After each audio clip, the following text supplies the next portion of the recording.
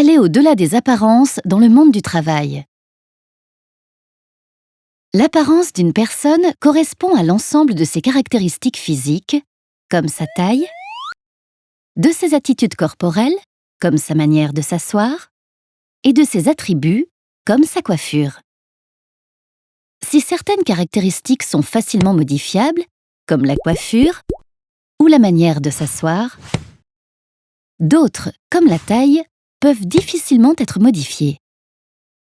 Dans les médias, on est sans cesse confronté à des images qui véhiculent l'idée qu'il faut être beau et que pour l'être, il faut être jeune, mince, grand, avec des traits réguliers.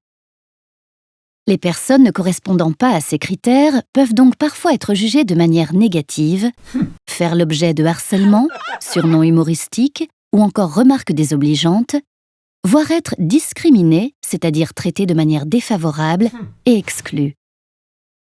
Par ailleurs, quand on rencontre une personne, on lui attribue parfois, de manière consciente ou non, des qualités ou des défauts en fonction de son apparence. Cela s'appelle un préjugé.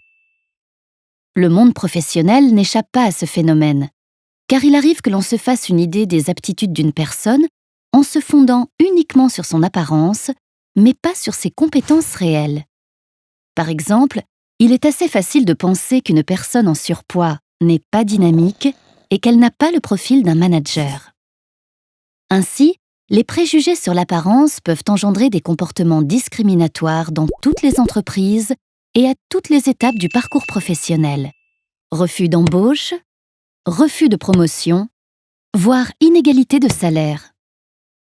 En effet, des études montrent que les salariés jugés attractifs perçoivent des salaires 12% plus élevés que la moyenne, tandis que les salariés au physique jugés disgracieux perçoivent des salaires de 11 à 15% inférieurs à la moyenne.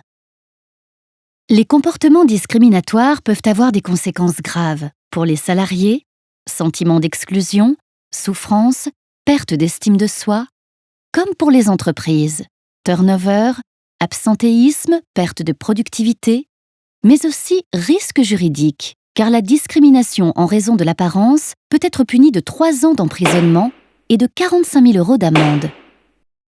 Pour toutes ces raisons, et parce que chacun peut être victime ou témoin d'une discrimination en raison de l'apparence, quel que soit son poste ou son niveau hiérarchique, il est essentiel d'évoquer ce sujet au sein des entreprises.